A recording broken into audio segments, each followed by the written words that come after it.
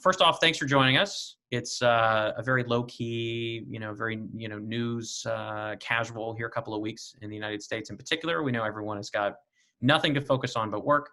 But we appreciate you spending some time with us this afternoon. Good to see some familiar faces and some new ones. Quickly, let me just say we are going to record this session, and it will likely be up on the web as part of the GeoTech Center's Data Salon series. So thank you to the GeoTech Center as well as to the Statecraft Center for helping us put this together.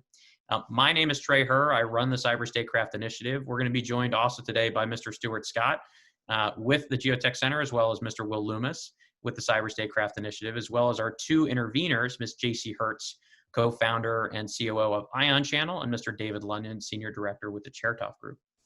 Before we get to them, let me say just two things. First, if you have not had a chance to peruse the Breaking Trust report, which is up on the Statecraft Initiative website, and we will post a link to it here, please do. We're looking for feedback as we take that project and iterate on it, including expanding on that data set, and it informs some of the questions that we have and the discussion that we have structured here for you today. The second, I think, is a little bit more of a framing piece. Supply chain security has been a hot topic for much longer than we've been working on cybersecurity here at the Council. And we're focusing on software partly because it always feels a little bit like the redheaded stepchild of the conversation. Everybody wants to talk about semiconductors. Everybody wants to assume sort of hardware models of trust and widget construction and transfer. When in software, we have a much broader, much more complex, and in some ways much more exciting attack surface, but also some significant challenges in managing the risk and trying to establish trust in that attack surface. And so as we go into the conversation today, I think we're going to have a couple of pointed comments from our two interveners about what's working and frankly, what's not in the security of the software supply chain. And I would encourage from you all, as we get to the open part of the conversation, interesting anecdotes, horror stories, or really good ideas to try to mitigate this risk. All are welcome, and we hope you'll contribute. Last thing I'll say, as we're thinking about these problems on the cusp of a new administration, we're going to have an opportunity, this community in particular, to try to take this issue and put it into solid operational policy. Supply chain at times has been sort of pulled in a very high politics direction, focused just on telecommunications. Definitely some interesting attack surface there, but we see it as a much broader problem. And I think there's a high likelihood that in the next couple of years, especially in the United States, we're going to have the opportunity to attack it as a broader, more complex security problem for the entire ecosystem. So would love to get your thoughts, but I think for us also, love to connect with some of you as we're thinking about working in this space and trying to drive some solutions to the issues that we're going to hear come up today. With that, let me throw it to Mr. Stuart Scott and our group here, JC and David, to take us away. Thank you. Thanks so much, Trey. Really appreciate the intro. I'm also happy to introduce JC and David. And I believe, JC, you have some opening remarks prepared for us and a bit of a presentation. So I'll let you take it away without any further ado. Right. I'm going to go ahead and share my screen. And I promise this is not going to be a lot of PowerPoint because we all have too much of that. But just to create a sort of a pithy springboard for discussion. So I work for a company called Ion Channel. We do a lot of supply chain monitoring and surveillance for software. And one of the things that we're concentrated most on is looking at what are the leading indicators of risk, right? What are the things, if you have a known vulnerability and you roll back the tape, that are in the supply chain that you can know that indicate that an exploit actually exists, but there's no CVE. And the sad conclusion that we've reached is that the way that most enterprises do vulnerability management, which is whack-a-mole with CVEs, is it's not effective, it's not sustainable, and it's deeply painful to the morale of an organization because everyone is on this insane whack-a-mole gerbil wheel of CVE, eliminate this, update that, patch this, right? And we all know kind of in our hearts that it's just grinds the organization down and it keeps getting worse and the backlog never ends. So my first point is that if we really start to look at the digital exhaust of the supply chain, particularly for open source components, we can see that there are a lot of leading indicators of risk and that we can start to look at that to get past this bad ConOp, which is, like CVE, which kind of by definition is a lagging indicator of risk. And if you put this on a timeline, if you do, what we call in big data, like to rake the data, right, to pull everything forward to time zero, what you see is that there's this time, these continuities of when things actually happen versus when they are known versus when they are acted upon. And not all of this can be detected in scanners, right? Because the scanner is going to look at the code, but sometimes a lot of the risk is in the supply chain, right? So if a component that you rely on changes control, it's transferred from one entity to another. The code scanners, even with the best AIML, is not going to catch that because it's a supply chain risk. It's a supplier change of control that is not present in the code, but it creates risk. And so the question has always been, well, what do we do about this, right? So, great, more threat intel, just what I need, right? But recently, as part of this NTIA effort, we have gotten permission to share contracting terms and conditions, right, that are being put forward by the Mayo Clinic, which is, as many of us know, is on the leading edge for how to close the OODA loop. And so we see that there's enterprises that are actually moving away from these lagging indicators of risk towards leading indicators of risk, the most dramatic of which is maintenance. So if you want to sell something to the Mayo Clinic, right, could be a pulse oximeter, could be, digital thermometer, whatever. And you have to give them a software bill of materials. And if there are open source software components in that software bill of materials, they have to be actively maintained. So if it hasn't been updated in a year, if it doesn't have a person in the package manager who's responsible for it and standing behind it, or if there's a security issue and the maintainer fails to respond to it, that thing is not actively maintained. And if you want to use it, you have to begin to maintain it if no one else is. Otherwise, you are in breach of contract with the Mayo Clinic, right? And here's how this gets done. And so my question in critical infrastructure where I work is, if this is necessary for pulse oximeters, why isn't it necessary for national defense systems? Because I know that this term and condition in a contract would turn most of the programs that we work with and most of the agencies that we work in blood red. And so this is, I think, a decent place to start. And it's a good example of how you connect strategy to tactics and the technical end of things to the business process, which I think is where we're all really trying to go. So thank you, JC. Really appreciate that, and really glad you could bring us some breaking news. And David, let me turn to you now. Would you mind making some opening remarks yourself, particularly looking at kind of what you consider to be the biggest risks in the software supply chain, and where you kind of see those risks developing as we start providing new frameworks and new ways to address the security of the supply chain? Sure, thank you. And thanks to the Atlantic Council, thanks to Trey for all the important work that you are doing at the Atlantic Council in this area. So I'd like to just offer some opening thoughts on the environment we see our clients navigating as they try to secure their software supply chain lifecycle end to end, how they're reconciling that with heightened expectations from their customers, whether they be within critical infrastructure or the US government, and while also trying to sustain their core business objectives and throughput. So I think we've all kind of observed a heightened set of expectations and scrutiny, a couple of pretty significant executive orders, SIP 13 for the electricity sector, in a rare show of bipartisan support, some additional reforms within the Committee of Foreign Investment in the US, expanding their scope, and even the more recent cybersecurity solarium.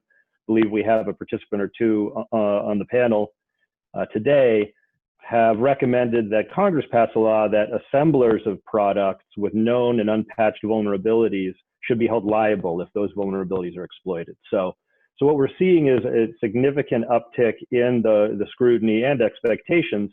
And despite that, historically there's been a lack of precision around what good looks like in a sort of common and thoughtful way.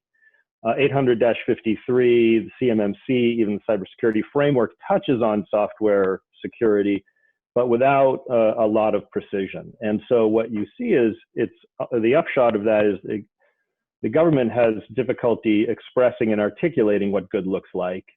And then customers and clients have to try to shoot in the dark to achieve some level of satisfaction of the government risk appetite.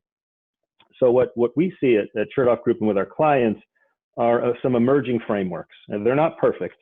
And they're relatively new, and they have some additional maturation to drive. But frameworks like the NIST's Secure Software Development Framework, the Business Software Alliance, Building Security and Maturity, or the BSIM, offer a more common taxonomy that is purpose-built and outcome-driven, so organizations have a set of expectations to achieve.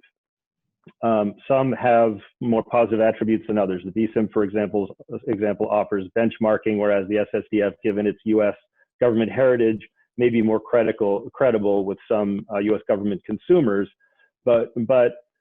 And we appreciate that in an agile philosophy where documentation is less important than product, it can be a countervailing force. But we believe it allows organizations to both define a current state maturity and also a target state of maturity, both within existing products and in comparison to their peers.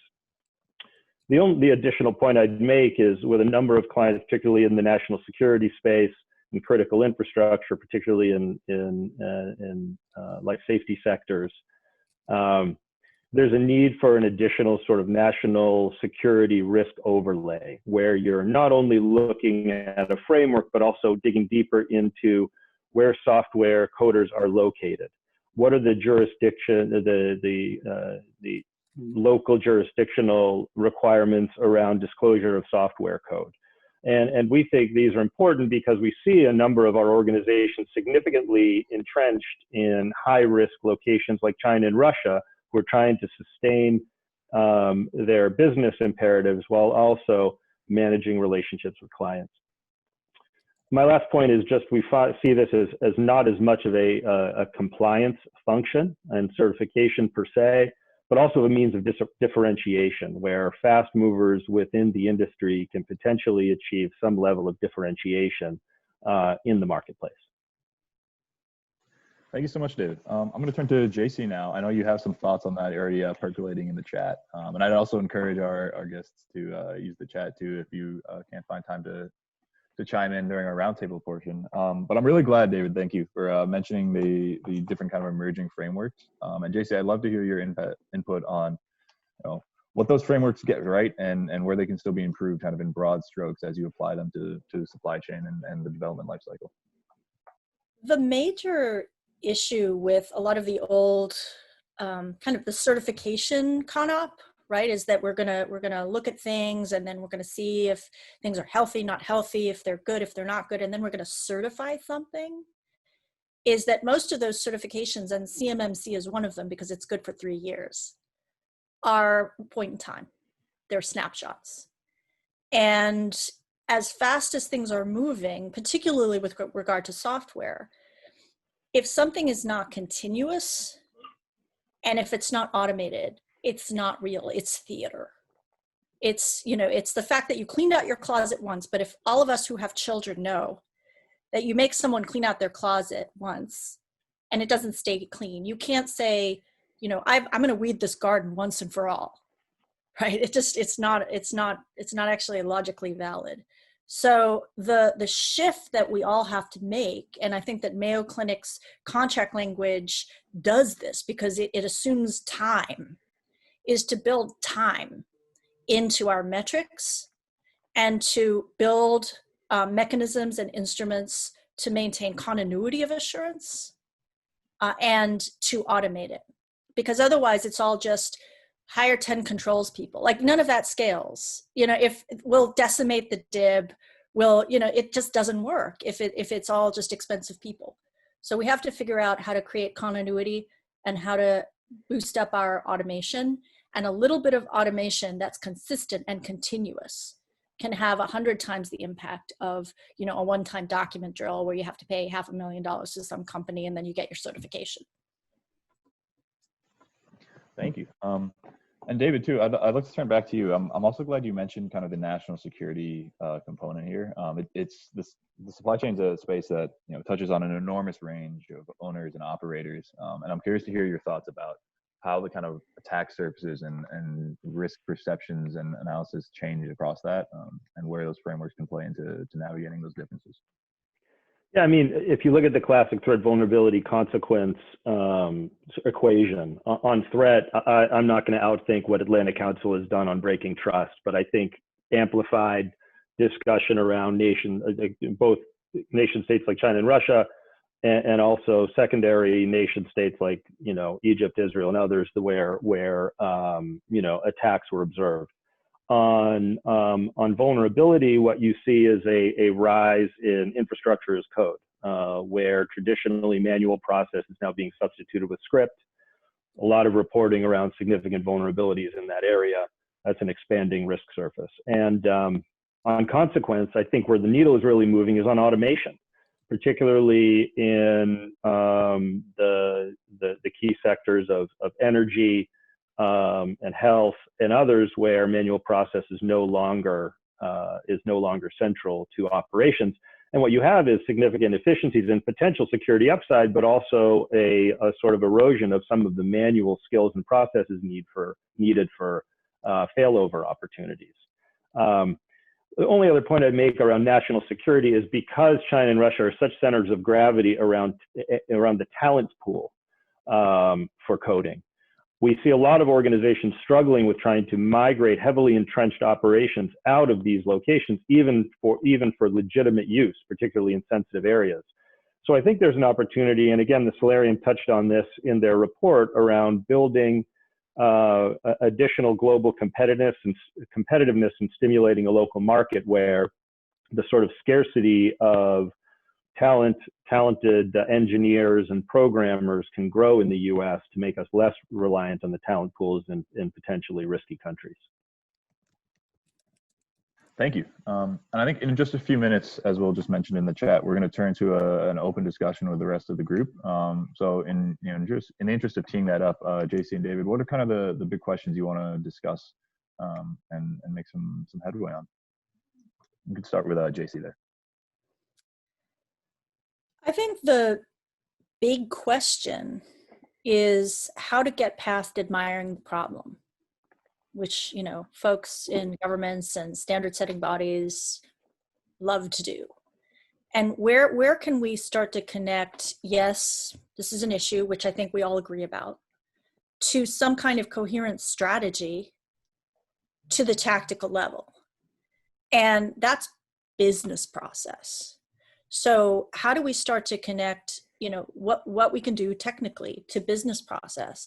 And that's why I pull in the procurement language too, right? Because that's not super sexy. Like, procurement people are not viewed as, like, you know, the warriors of tomorrow, but in some ways they are key to the solution, and also some of our biggest obstacles, right? I mean, so I think that getting past the admiring of the problem, getting to a cohesive strategy, and then connecting that strategy to tactics, not only technically, but from a business perspective, that's what every enterprise has to deal with. And that really goes to risk acceptance. Because when you start to tell people, yeah, you need to push your great, sexy new features so you can maintain your stuff, right? There's a real cultural problem, right? We love novelty. We love innovation.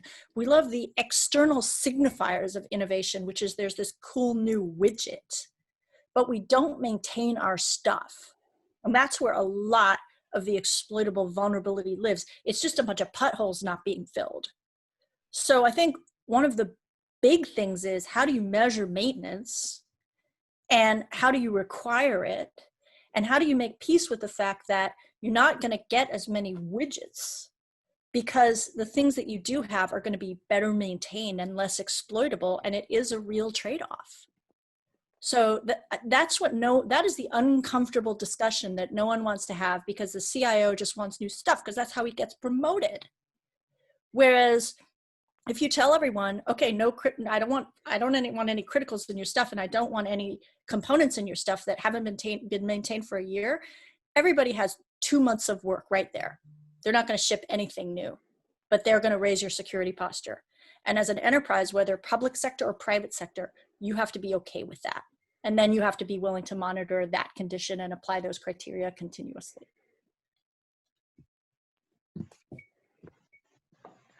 Thank you. This is John Ellingson. Just as a disclosure, I serve on a committee with one of David's partners at the Intelligence and National Security Alliance, dealing with some interesting policy issues. Policy is always lagging technology and never kind of forward-looking. The area I deal with Charlie Allen on is we've got a government policy that's rooted in the Cold War in terms of our security clearance review.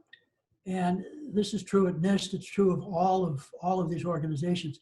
How do we move away from that? How, we either have to make the policies optional or recommendations rather than enforcements, and turn this over to the technology side where the innovation really happens. Because we don't operate in the same world that the policy writers do. So how do we address that? Yeah, thanks for that, John. So just super quickly, we're going to transition now into the open discussion period of the event. So feel free to either use the raise your hand function, or since this is a pretty small and reasonably sized group, also feel free to just unmute yourself and hop in directly. Wanted to, before we pivot to John's question, David, just wanted to give you a minute or two for any kind of closing comments before we switch over. Sure, thanks. And I think this partly gets to John's point, which is, and JC's, which is we can't have another burdensome point-in-time certification that isn't risk-based. I think that people are serious about really kind of capturing the level of maturity around their software lifecycle, process. Are looking at a number of frameworks potentially, some of which that I've mentioned, others that I haven't. They're all mapped to each other and interoperable, but I'd ask the group, how do we drive both greater adoption as well as some automation? I think there's lessons to be learned from the financial sector, which has generated a version of the CSF, which is self-serve and automated and allows for much more sort of streamlined attestation to avoid some of the pitfalls that JC was talking about. But I also think there's a need to map these frameworks to the evolving threat environment so that they don't grow stale over time. So how do we ensure that there is a refresh of the frameworks that reflect common or emerging threat behavior while also capturing kind of current state maturity? So I'll leave with that. And again, thanks for involving me. And just to augment that, while we queue up some other questions, we all love to knock, kind of the legacy organizations, but there are some useful tools for thinking, like the Army. If you want to field a vehicle, like there's maintenance logs for everything that have to be reported to the Secretary of Defense, because that's the measure of your deployability, right? They keep that stuff up. And so I think when we focus on two things, one is maintenance, and the other is mean time to remediation. How long does it take you to fix something that needs maintenance? You get those two metrics with verifiable data, you got 80% of the problem solved. And you also have an answer to this question of, we have this notion, the legal notion of gross negligence. And I think someone else made reference to this earlier in the discussion. At what point does failure to update your stuff, that's 10 major versions behind, which is the thing, some of that jumped out at me on the finite state report for Huawei, right? It's just how archaic and antiquated some of these software components were, which gives perfect plausible deniability, right? No one can prove that you're intentionally failing to maintain your capabilities so that you can exploit them, right? So it's genius if you actually do want to exploit something, because it, unlike a malware or a backdoor, there's nothing positive to detect. So at what point does failure to maintain become gross negligence? And I think we have some legal instruments that we can apply here in the presence of verifiable data to define what gross negligence means, and to actually require some sort of basic diligence on the part of suppliers regarding maintenance, and it's measurable. So I think these are some very powerful tools, because we can apply a lot of force to the point of a knife, instead of a lot of the motherhood and apple pie that we talk to that gets very fuzzy and very vague. Great. Yeah, thanks, JC. Okay, I'm going to open it up to the larger group. If anyone wants to respond to the comments just made by David or JC. Andreas, I do see your hand is up, and we'll get to you in a second as well. Hey, thank you, everyone. Andreas here with the East-West Institute. Thank you so much for those opening remarks. You were very interesting. JC, I really liked the example that you brought up with the Mayo Clinic, and I was just curious if you can talk more about that with regards to potential consequences that kind of like those kind of new policies or purchasing requirement have caused, and also maybe reflect that in, I think this is somewhere on the cutting edge of thinking and implementation, but how does it look like when you look at the broader software ecosystem? How common are some of those requirements, and how long do you think will it take to actually get the majority of purchasers to that point that they will adopt similar language? Thank you. So I think the distinction is, do you want to sell software to a high assurance customer, or do you just want to sell it to low assurance customers? So if you want to sell your software or your device that contains software to an organization where safety is a concern, or where there are defense or national security implications, you have to be willing to meet the standards for high assurance. And patient safety is a high assurance use case. So I think organizations like the Mayo Clinic, which I would put on par with any information assurance department at any agency of any government, in their, they've been doing this for 20 years. These findings that they share with their vendors they're table stakes. And the beauty is, if you're willing to meet those standards, there's a whole bunch of other people you can sell to. And ultimately, there's huge amount of savings and advantages and agility that the provider maintains. So, there was a Department of Energy system that had, there's a critical vulnerability with a remediated update to an open source component. But everything else was so outdated and antiquated, it took them 3,000 man hours to refactor that system so that the update wouldn't break the system. So if you bring things up to code, so to speak, you get a lot of advantage in the ability to offer new things and to fix things on a go-forward basis. So the bottom line is, yeah, this is a cost that we're all going to have to absorb, but it buys us advantages. It's not like a sunk cost of, I paid $500,000 to get this certification, and all I got was a T-shirt, right, and a federal procurement. This is something that's valuable in the private sector. So on the contracting front, those of you who are sort of familiar with this know that the contract requirements are the opening salvo in a battle of red ink, and there are a couple of lawyers on here who can talk a lot more about this. Talking to the Mayo security team, and JC's right there, they're fantastic. They will tell you that they've never not bought anything because of security reasons. Right? Their job is to save lives. They're one of the most elite medical institutions on the planet, and if their people say we need this, they'll get it.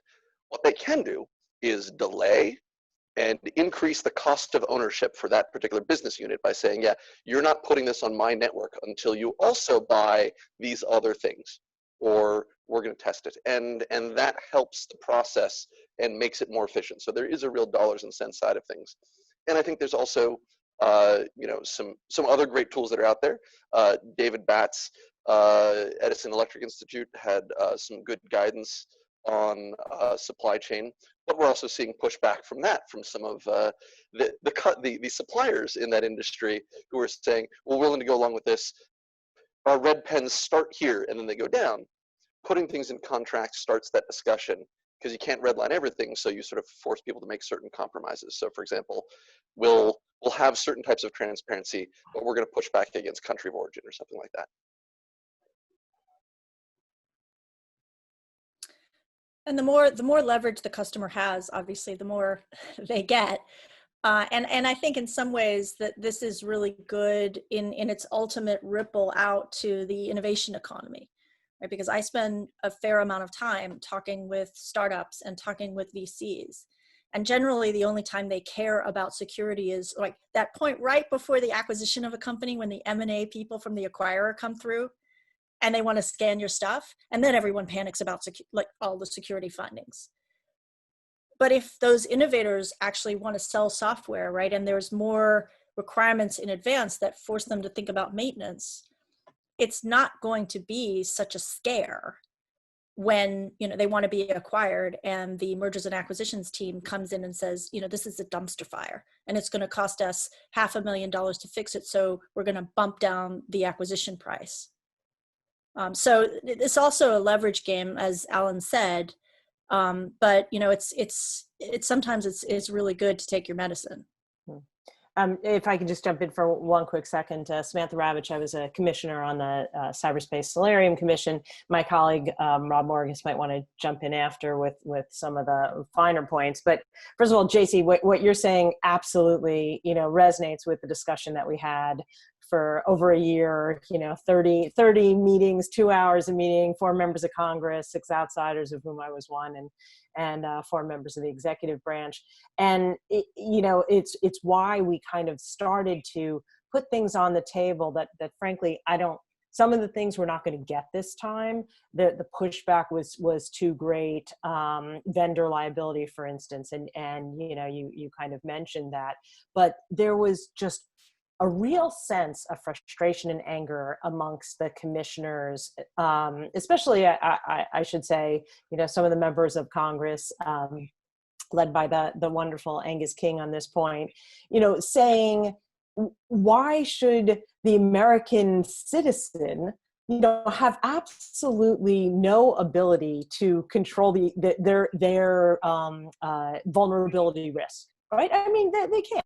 Right. So if there's no vendor liability at the end of the day, I mean, you wouldn't be able to buy a food product that not only becomes stale, but will kill you the day after the expiration date. And so there was a real understanding on the commission that not only do we kind of have to think about novel ways to change the balance, and I think what you were talking about in the contracts is exactly right. We looked at, you know, can the DFAR, you know, open up that mess to require certain things along these lines? But, you know, what can be done to change the ability for the average consumer to demand these things, right? Because it is a voice that kind of isn't as much heard, we thought, in this discussion. And ultimately, again, you know, Rob Morgan might want to say more. We're going to have to wait to socialize some of our recommendations a little bit more over the next year. We're going to be great in this year's NDAA, and some excellent things are coming down the pike, but some of the things were bridged too far. And I personally think it's because we hadn't opened the aperture to get more voices from the consumer base to demand these things. So I would say one thing to the DFARs, because, you know, I'm familiar with the DFARs, and it's like this, just be careful what we wish for. Because the large agencies, the government, it tends not to be forward-leaning technically, and it tends to want to mandate things that are incredibly expensive and outdated as, you know, stickers to put on your stuff. And so I think the nightmare is if we go along with these kinds of certification regimes, the unintended consequences, A, we're going to decimate the DIB. And B, we are going to eliminate any kind of advanced innovation from the market. Because if you go to a VC-backed company that does AI/ML in California and say in order to get a contract with DoD, with the Air Force, you're going to have to go through and spend $1 million and push back your product release by 5 months, they'll tell you to pick a finger. It's not going to happen. So we have to rely on what is happening in industry. Look at things like OWASP, right? Look at some of these open standards for security that are emerging, and be smart about it, as opposed to wanting these gold-plated, all singing, all dancing security certifications that are just going to decimate innovation in the industrial base. Well, the only pushback I'd say is, first of all, Angus King may be incensed about this issue, but I don't know that the average consumer is. And so if the market is not getting a demand signal around the level of risk exposure they have, especially with the expansion and emergence of more internet connected devices and automation, then there isn't as much incentivization in the market. And I'm not talking about DoD necessarily or critical infrastructure, but even for standard consumer products. So I think it's a bit of a chicken or the egg, but there needs to be more demand creation and generation on that side to incent industry. And I mean, I know these regimes, these FedRAMP isn't perfect. PCI DSS isn't perfect, but it has raised the standard and made things more secure. And so when you think about certifications, is there a way to do so? Or if not a certifying body, some way as a stamp of approval. BSA, Software Alliance, and the framework is considering some sort of certification standard, industry-driven and industry-blessed, so that organizations that are seeing that demand signal, whether that's from within their own supply chain or end customers, can achieve some level of differentiation and competitive advantage.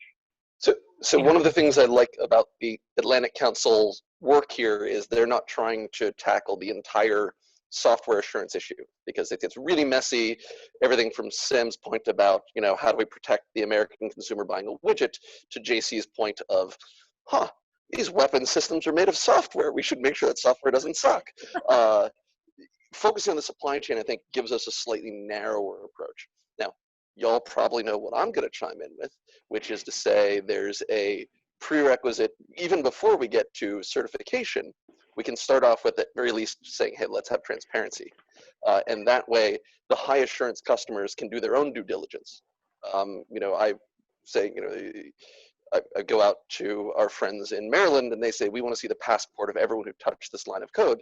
And I always sort of, why don't you also ask for a sandwich, right? If we're going to ask for things that we may not get, let's also have lunch. But what we can do is say, well, let's throw some really smart binary analysis tools at our dependency graph and say, okay, of these 10,000 things in this, say 5G deployment or this urban deployment, here are the 600 that, if compromised, could lead to complete failure of all my security assumptions. And now you throw some more machine learning at it to say, what you do with these pieces of software is you watch the crap out of them. And that at least helps us get out of the certification trap, is one approach. But I think there are a lot of other intermediary solutions we can get. And to echo what Alan said, and we're part of this healthcare proof of concept, right? Because the FDA said if you want approval for a medical device, you've got to have a software bill of materials, right? So that's a thing, and being able to sell medical devices in the United States is that's a thing, right? There's a lot of money in there, and so on their own accord, the medical device manufacturers and the health delivery organizations are getting together to say, okay, what does it mean to produce these things, and what does it mean to consume them? And we have seen examples of attempts at this at the DFARS. Anyone who remembers the Royce Amendment in 2014, right? That in order to sell software to the federal government, you've got to provide a software bill of materials. And it was defeated by rather large software vendors. So I think those transparency requirements that's just table stakes. Like if we can't get that, then everything else is just kind of theater. And so I think that focusing on that, and this is where I will tip my hat to Alan and Department of Commerce, NTIA, and the Software Transparency Initiative to get these software bills of materials produced and required. That again is force you can apply to the point of a knife to get something done. And it is a constructive step that is being taken in healthcare in the most forward-leaning way. But it's incredible, and that can be driven through contracts for any kind of critical infrastructure system, and should be. And this is the kind of thing that the government should be leaning on. So let me ask this question, because we've sort of sideways sashayed into it, and I think Sam's point is a good one. I want to kick to Rob a second, just because of the furious chat conversations being had here on the right-hand side. There's a question of how you build national security incentives into what is a fundamentally very, I'd say, fluid, but also very efficient business risk calculation. You have a lot of companies optimizing around a number of things, very few of which are a nation state is trying to compromise one of my customers with a degree of persistence that I'm really ready to confront. And I've accepted that I'm willing to do business in that model. I do want to tag, it's interesting, we had a good and healthy critique of point-in-time certifications, and then came back to trying to say, how do we make sure that people are doing the things that we want them to do? And wouldn't there be a way to try to communicate that to customers? And there's like a label or something that we could certify that's saying they're doing it. So I think would only flag for us and for this community, we're constantly asking, how do we standardize process? And with liability and with certification, to some extent, we're standardizing outcome. And so if we could come up with and identify a good model to come back to the process question as opposed to the outcome question, we may have a little bit more success in trying to drive this standardization question.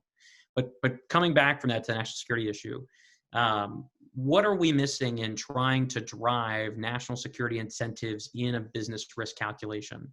How much of this is just a step change for organizations that aren't built or thinking about this? How much of it is recalcitrance because it's too costly? How much of it is that we haven't communicated the risk effectively and they don't see the need to go and identify developers 6 steps down the chain or manage dependencies beyond their first order vendors? What's the gap here that we're failing to cross? I'm curious for Rob, but I'm sure everybody else is going to have a thought on this as well. Yeah. I think that is the question, at least from a policymaker standpoint, right? Is what I view in this market is essentially a collective action problem where, and exactly what David just put in there, misaligned or unaligned incentives from the developer, like on the developer side. And the role, therefore, of the policymaker has to be to figure out what those incentives need to be in order to align them. I think one of the most powerful tools that Sam already brought up, and I think is probably the one that is going to work the best here, at least in the short run, is liability. But I also think we can't discount the importance of building that demand that David's talking about. And I do grant JC and Alan a lot of the points they're making about certifications, the stamp in time. That's a difficult thing to manage, but we do need to figure out a way to communicate not only transparency to the consumer. And when I say consumer, I'm not just talking about the person going out of Best Buy to buy their laptop. I'm talking about also the procurement officer at a critical infrastructure provider, right? We do need to figure out a better way to not only communicate transparently, but we need to figure out a way to boil down some of that information into a sort of form that is digestible for people that aren't necessarily in the weeds here. That's one of the challenges that I think certification potentially now could play a role in that particular challenge, just because I don't think you're going to get your average consumer going down there, reading a software bill of materials, with due respect to Alan and the work that you're doing, and understanding what they're actually dealing with there. We need something that is more basic, but nonetheless impactful. So and the question is how we find that. So there's a cultural shift, right, to independence and, sort of verification and standoff monitoring, right? So 10 years ago, if you'd said, well, I'm just going to, run a tool or buy a service. And by the way, FICO does this, right? They have a FICO cyber score that just scans America and American companies to see who has open ports and misconfigured S3 buckets at scale. So if you'd said 10 years ago, I'm going to run a service that's just going to monitor your stuff and see if you have holes in your network, oh my God, it would be like the indignation would be phenomenal. Like, gentlemen, don't do this, right? Now, right? It's just, you could buy it as SaaS. And I think that the cultural shift in the business, right, is like, okay, so if you want to sell to a bunch of enterprises, they're just going to run a bunch of standoff monitoring that's going to run whether you like it or not. And then what you choose to do with the findings is that's how you want to skin that cat, totally up to you, but it's going to be running continuously. And it's a Heisenberg effect, right? Once people know that something's observed, the thing actually changes. We see this. We see this the minute that someone's SBOM is ingested and monitored, and the people know that it's being monitored. We can see, oh my gosh, commits, dependencies, they're being updated. This is amazing. And it's the awareness that it's being monitored that makes that happen. So I think that shifting towards standoff monitoring and parallel, out of band, trust but verify, that's what starts to get this done in a way that no kind of legal machinations or even policy will do. Well, so to pull back to Trey's question though, like, why is that not a ubiquitous practice at this point? And what needs to happen to push it in that direction? What is there a misalignment there in terms of incentives, and is there something that government can be doing to sort of push in that direction?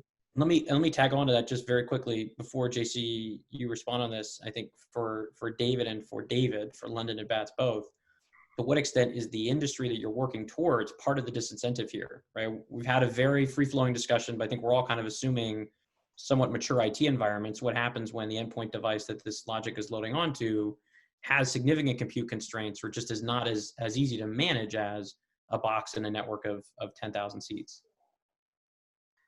You know, I appreciate the question. A lot of the equipment, for example, that's used in the energy industry is intended to do one thing, to do it automated. There's not all kinds of infrastructure for encryption. A lot of these pieces of equipment are put into very challenging environmental locations where you don't want to send humans, or it's not safe for humans. And so this is a real challenge. One of the other problems, though, gets down to financing and economics. A lot of the equipment that, for example, is purchased for an electric company is purchased under the constraints of really amazing lifetimes, 10, 15, 20, 25, 30-year amortization rates. And I am not aware of anybody in this room probably using computers that are 30 years old today. I know I'm not. So there's real tension between business accounting costs and CPU and functionality and fit to purpose. It's very challenging.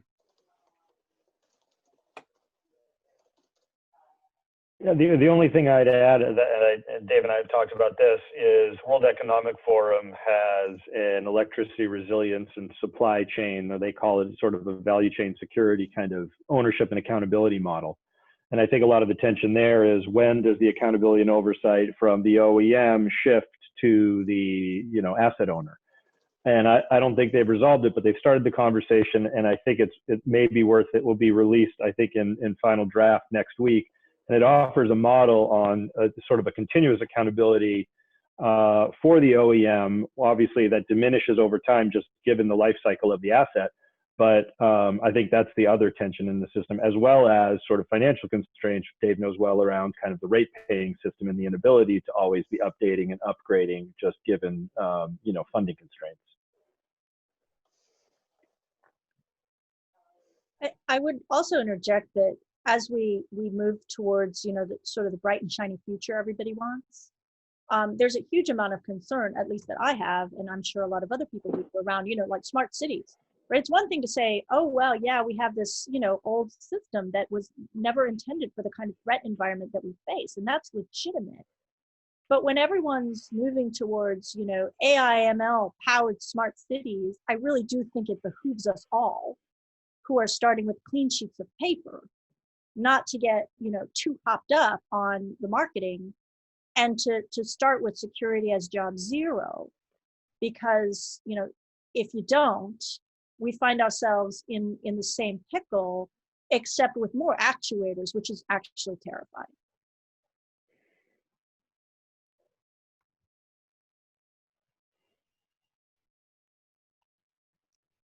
We do not want to end on such a dark note. but I think. Can I be the final curmudgeon here, which is always the role I enjoy? thank you, everyone. This has been a very interesting discussion. It's also been a very academic discussion. Let me offer some, like, what we see in the market kinds of things. And I do think that, you know, when we think about cybersecurity writ large, what is the low-hanging fruit? I am a firm believer, and perhaps I'm very old school, that security is about appropriate to the circumstances. Maybe I'm old school, I still operate that way, which is why I was getting confused about the consumer and national security and everything else in between. Trey fortunately did that.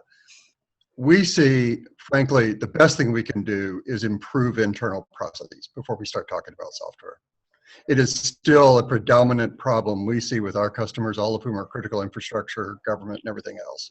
And if you look at where many of the so-called vulnerabilities have occurred, it's the failure inside companies or organizations to really, you know, look at. It's not about the problem with the software, is did they update it right?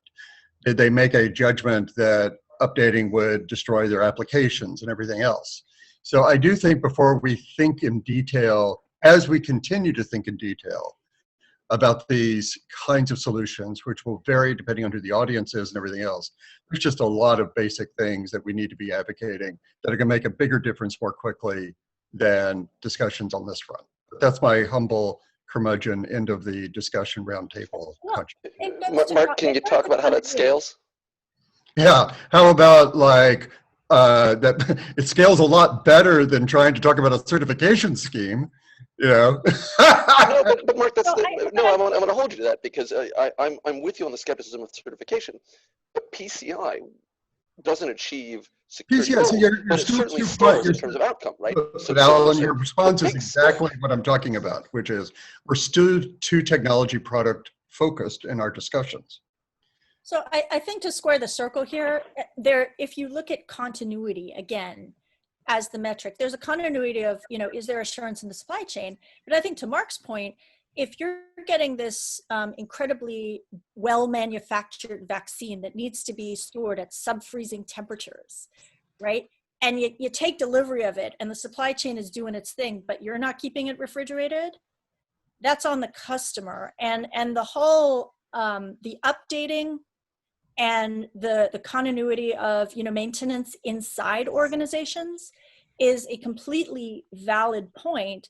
And I don't think we have an example that's more dramatic than ransomware, right? I mean, I think the city of Baltimore, right? They wanted to blame the NSA for their ransomware, when in fact, they did not install the Windows updates that were available. Exactly.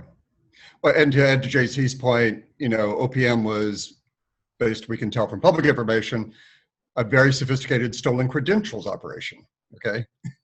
Having the best software certified in the world ain't gonna solve those problems.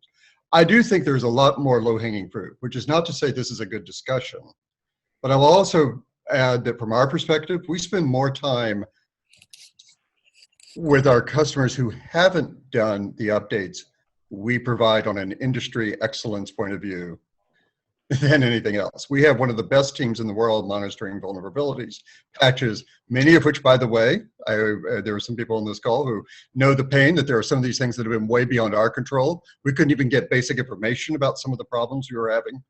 You know, I think, you know, we're still finding people who run RHEL 5, we're on RHEL 8, and it works perfectly fine for them. They are stovepipe operations, but we don't support it. We have 20-year life cycle support for our products. We're not going to support something that's over 20 years old, but they're still running it because it works fine, and they're off the grid. So I do think we got to be, I do think, you know, as we think about these things, we would love to find a silver bullet that's going to be a standardization or an approach. I don't think there's going to be one. I think there are going to be multi of them.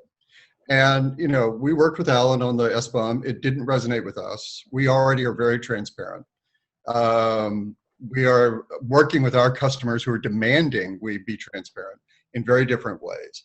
I think, again, I think these solutions, we got to think beyond a solution that's going to get us on the technology resiliency, trustworthy side into place, because I don't think that's realistic. So in terms of business process, right? So this is where supply chain risk management, which is a many-splendored thing, meets software asset management, which is also a many-splendored thing, right? So software asset management is a prerequisite of good security so is software supply chain risk management. And I think the point that can be made validly is you can't just have one, right? If you have supply chain risk management, but you have no software asset management, that's not going to end well.